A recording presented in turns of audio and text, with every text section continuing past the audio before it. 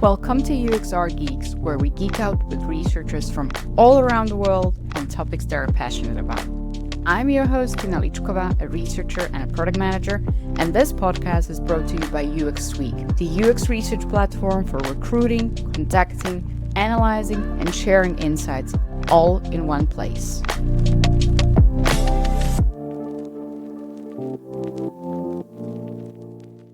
This is UXR Geeks, and you're listening to a conversation that I had with Amanda.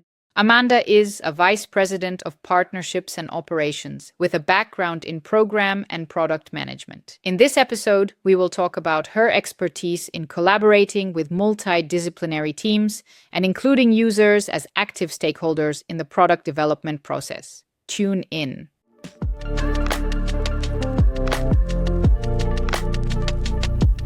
Hello, Amanda. Hi, Tina. So another very interesting topic into our podcast. But before we jump into it, let's hear who are you? What do you do? What is important to learn about you? My name is Amanda Didio. I use she and her pronouns, and I'm the VP of Partnerships and Operations at a design, research, and strategy consultancy called Optimistic Design. And what we do is support our clients and partners through a variety of different projects that primarily focus on building digital products, solutions, or services within a variety of domains. And that could be for small business all the way to enterprise type of digital products or solutions. Our differentiator is that we focus on leveraging human-centered design frameworks as part of our solution path towards delivering our work. And we usually work with our clients on how to build their own capacity on how to integrate human-centered design as part of their practice and process within their own organization. My background is in program and product management, and I've worked with a variety of different types of organizations, building small to enterprise type software. So Amanda, and we were speaking and gathering some thoughts on what to speak about, and you came up with a topic which I find really interesting because it's very pragmatic, practical, but going to the point where research could have a big impact. And that is balancing user needs with technological capabilities in product development. And I'm wondering, how do you define a main problem in the attempt of balance user needs with the technical capabilities? What would it be, in your opinion? I think there's a few components to sort of describing this problem space. And for those who are sitting on a team that usually has a representation of product, design, and engineering, you all know what this feels like to be able to triangulate, oh my gosh, this is what our user wants. And we just don't have the technical capability to be able to resolve those needs. And it happens often. And I think the core challenge for me that comes up when those conversations happen is just ensuring that the user needs aren't sidelined once technical realities come into play. And I think oftentimes system constraints become the de facto prioritization tool, but without involving the conversation of the cross-functional teams that I just mentioned, so design and product, and also representation of the user, we often see the decision-making starts to lack a full picture. So what I'd like to say is, how do we think about treating users and coining them as active stakeholders in shaping solutions? And I think even if we hear from users that what it is that is their core challenge or problem isn't immediately doable, it's a critical insight. And usually is pointing us toward where the greatest need is.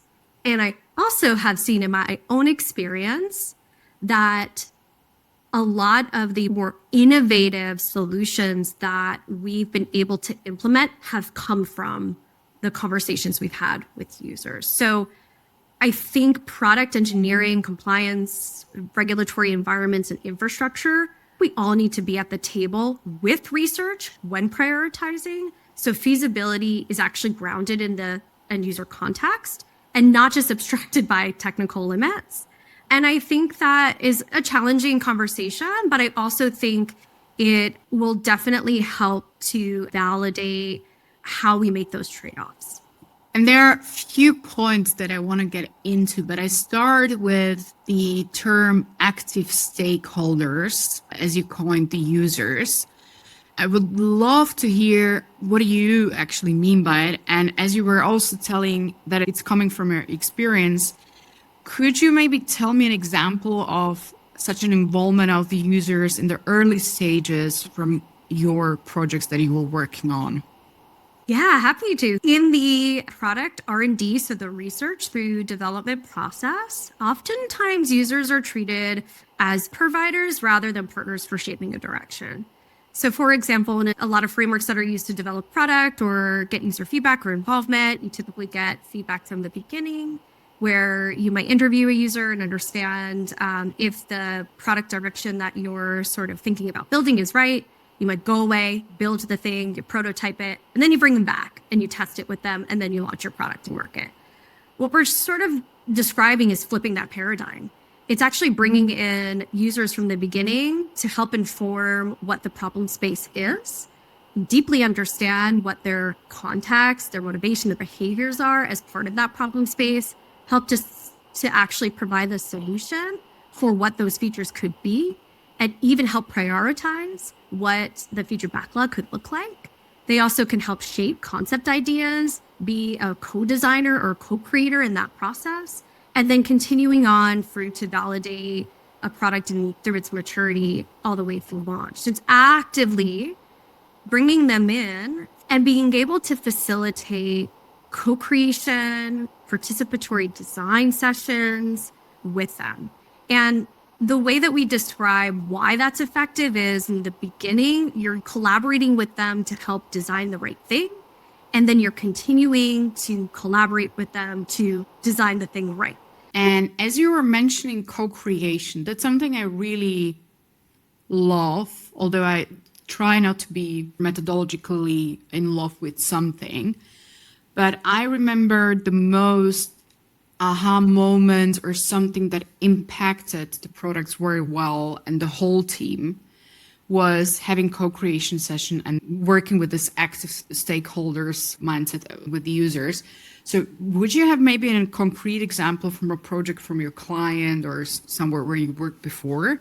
This is pretty timely. We just wrapped up an engagement with a client where we were brought in to help to think about how to design a strategy for a net new product in the early learning education space to help support teachers and educators on utilizing data that they collect from assessments to track where kids are in the classroom more effectively. There isn't a product yet in that space that actually triangulates and surfaces up data more meaningfully.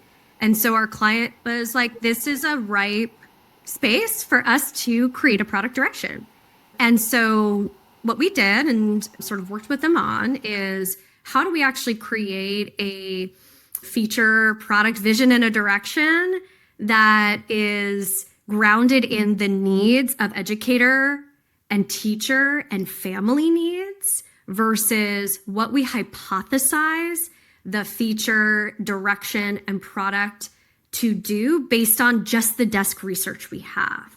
So we started with field research. We went to classrooms. We talked to teachers so that we can contextually understand how they're collecting data, how they're utilizing the tools now, and what could be an opportunity for some new product to impact the spaces that we are trying to fill around the problem that we saw.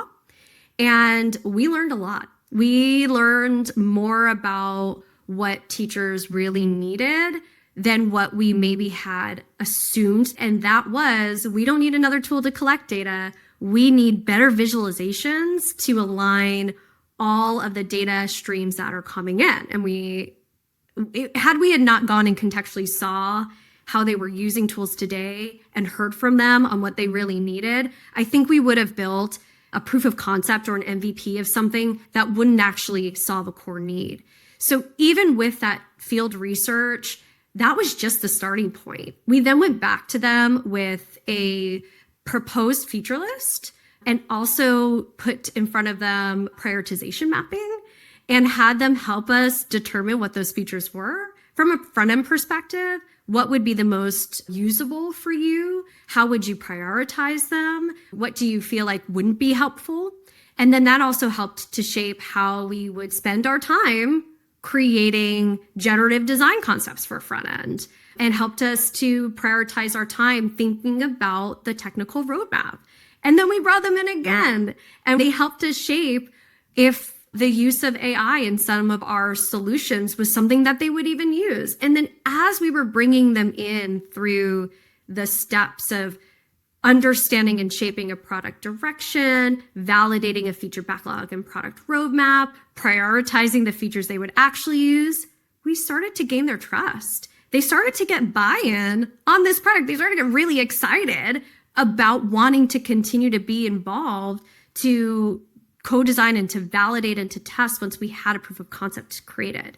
So I think the process of bringing them early in, this is as early in as you possibly could bring in someone to create a product. We also then brought that to other stakeholders, our technical stakeholders, those who are within the AI space, and shared their insights with them, and were able to ground the insights that we brought as to, this is not just what they want and what they need. This is actually why. Here's all the context for how they would use it more effectively. That helped open up their minds to more innovative technical solutions, like maybe we bring in generative AI to help us sort and align multiple data streams, for example. Or how do we think about a multi-use for sharing information back to the families that they work with? So I think that's all to say that we really thoughtfully co-created a product vision with the end users and validated that not just as a want with our other stakeholders, but really the why behind it. And we now have a product vision, a prioritized backlog. We have early concept designs that have all been co-created and validated with end users and other cross-functional stakeholders. We'll be right back after a short break with a commercial message from our sponsors. Hello, UXR geeks. This is Tina speaking. You might already know that this podcast is brought to you by UX Week, a research tool. And research tools are great until you need 5 of them to run a proper study. That's why I actually use UX Week. It handles everything from concept testing to usability checks, both moderated and unmoderated. It also takes care of the analysis with no messy spreadsheets, no frustrating dashboards or endless reports. Just clear insights ready to share. So if you're curious, go to uxweek.com website and start for free. No credit card and no strings attached.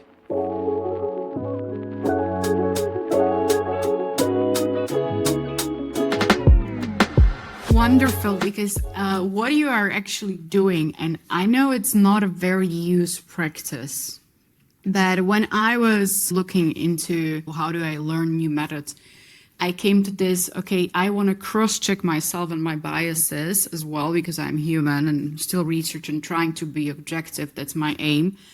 But there is like a concept of auditing oneself. And it's either you show your research and your insight to other researchers, what people usually don't have the luxury in some companies or in some projects, or if you're a freelancer, or you go to the users and actually ask them about, okay, we came with this and what do you think about it? And you actually did this whole conversation, if I understand it right, with them and with the stakeholders, and shaped the vision, which is beautiful and goes even further in the questions on how to actually deliver insights and make them actionable. So yeah, that's a very beautiful example. I'm wondering, when you start those conversations, I know some researchers are trying to go into these conversations, but people around them are busy and they're like, oh, it's your job. And sometimes ends just with, a research readout and that it's done. What would you say is important while having as a cornerstone in these conversations? How to start them and how to build them up? I think you've hit on something that is a reality for a lot of teams. Research is siloed. They're also seen as being brought in at specific injection points in a process rather than a through line and a continuous growth for cross-functional teams to really understand the value of research and also to really understand the methods that are used.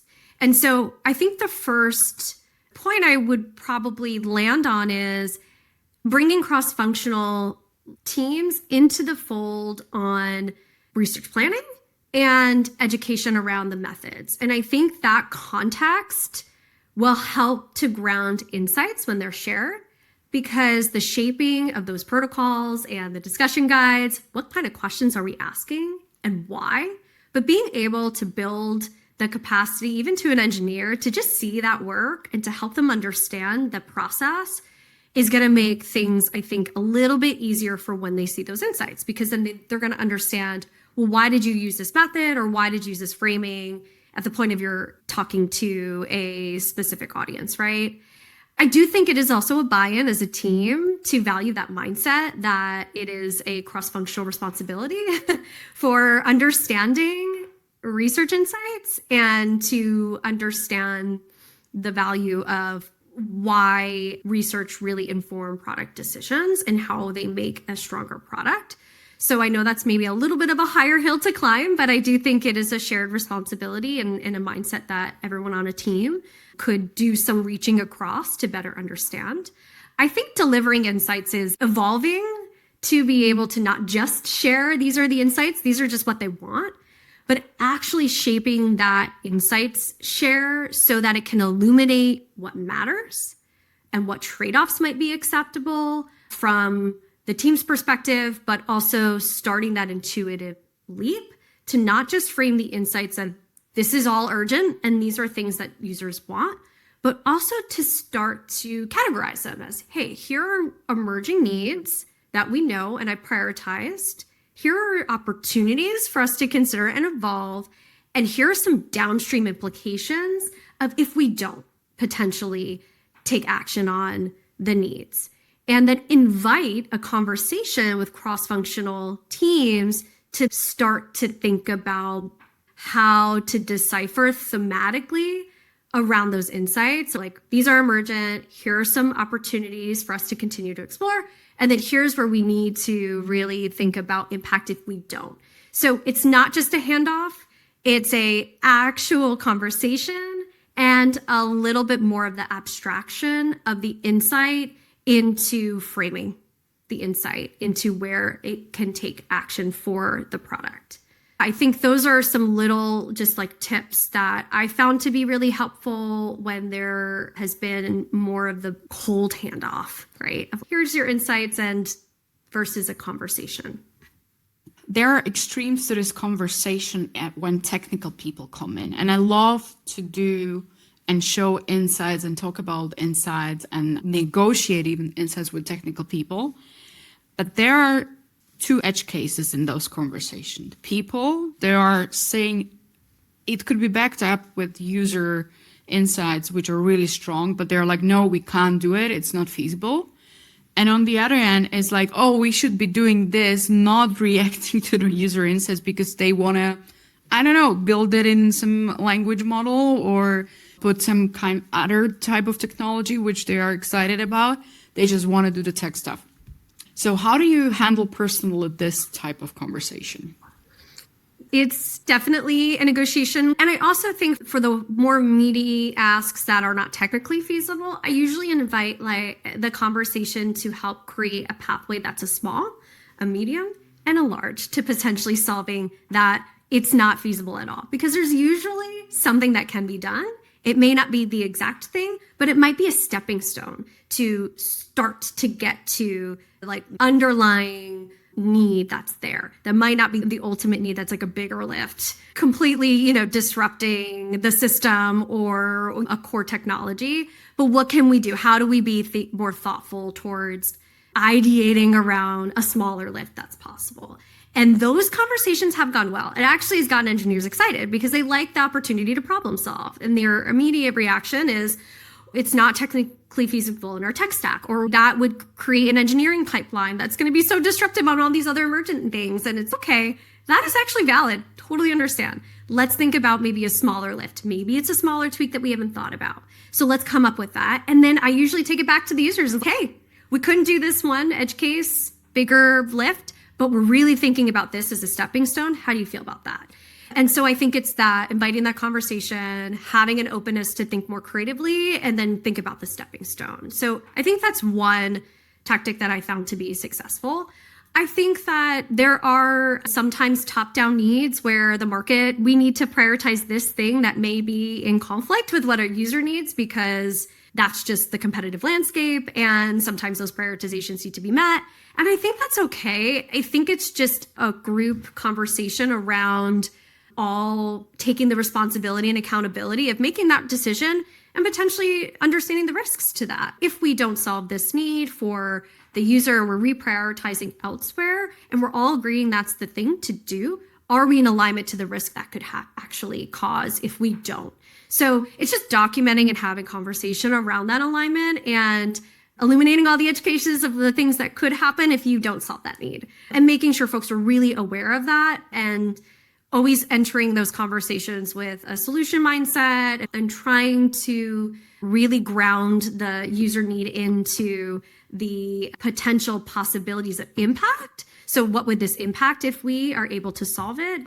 And how are we all aligning towards the assumed or potential risks if we don't? The next question goes into what are your lessons learned? But I will do something that I'm not usually doing, and I'm reading the first takeaway or lessons learned that we put into the list. And I don't want to provoke, but I am a little bit cautious about what a user wants. The first takeaway is you want to always be able to deliver everything users ask for, which I think in the end is a good thing, right? It's also very interesting how you validate the research insight and the new features and the prioritization with users. So before we jump into the lessons you learned, last question is how do you actually make sure to really see the distinctions between what people want and what they actually need? I think that comes down to really great research protocol and experience to really ask more probing questions around the true want versus a motivation and behavior change. And I think that comes down to the protocol. And a lot of times it's mixed methods. Just having a discussion, a qualitative interview is great for some specific ways to gather insights, but other methods are even more impactful. We use different activities through engaging ways for users to not just vocalize, but to show. And I think that also has been really helpful. So I think that it does come down to being a little bit more experienced and being able to navigate and sense and suss out and be able to guide the deeper thinking towards, is this a want? Or can I get a little bit more information to understand where that's coming from? And that happens all the time, right? Where we're like, we really need to be able to decipher that. We also thematically group. So we have large participant pools where is this an acute issue or an acute need or an acute behavior change? Is this one that's more thematically one that we're seeing as a theme or a consistent pattern? So I think that also helps to substantiate as well. Yeah, I would advise thinking about mixed methods, thinking about how you ask the question, and then how you are continuing to probe to get away from, is this really a want? Versus, is this a deeper behavior or systems problem with the product? And I really like what you were saying, how acute is this? Because it also could make you help with the prioritization and with the feasibility on pushing the buttons. Okay, but this is what we have to do, even if it's not that feasible right away. Very nice. Good. And to wrap it up, because you are an experienced person and I love the process because it's super participatory. And I think it's very much validating yourself as a researcher. So what are the lessons learned and takeaways you would give not only to maybe researchers? Yeah, I think just generally, I know this is a little hard when you're in a working environment and you are still trying to find your voice, but don't shy away from tension, from the conversation around alignment. It sometimes can be really intimidating, but I think in the way that you approach it with inviting perspectives with a common goal of what are we trying to get out of that alignment, I think has been really helpful in bringing teams together and working through some healthy tension, because user need and product need and value is just, it's healthy tension. It's the way we build products, right? So I would definitely empower those not to shy away from that. I have seen the most meaningful innovations come out of those conversations. That would be the first. The other would be treat feedback like a map towards the goal, not a checklist, right? Think about how you're going to prioritize, how you're going to be thoughtful for where the first implementation of feedback should sit, and then to see where the rest might uncover more. So prioritize, think about mapping, and think how you deliver those insights to engineering and design or product teams. I think designing with users, not just for them, is one that I embody and our team embodies as much as we possibly can. It's switching that paradigm. It's researching with, designing with, not just like for. I think another is treat technical constraints as a creative input. It's not a complete barrier. It's a input. It is a consideration as part of how you think about the research and design. It's not the barrier, right? So still ask the questions and still try to get as much as you can from the users, knowing that there could be constraints. Still try to reach over the fence to figure out what the true problem might be. And then I think my last lesson learned in working really closely with active stakeholders and treating our users as a true stakeholder is that the transparency and trust in bringing them into the process will benefit tenfold in sustaining them as not only advocates for your product, but as a way to fuel innovation. So those are my lessons learned, and I'm more than happy to engage with others who want to connect with me to learn more. Before we tell people where to find you, where to follow you, I do have a last question. Is there anything that I didn't ask you that we still have to bring up? I think about other frameworks of research and design that you're interested in learning is a great way to keep methods and modalities fresh.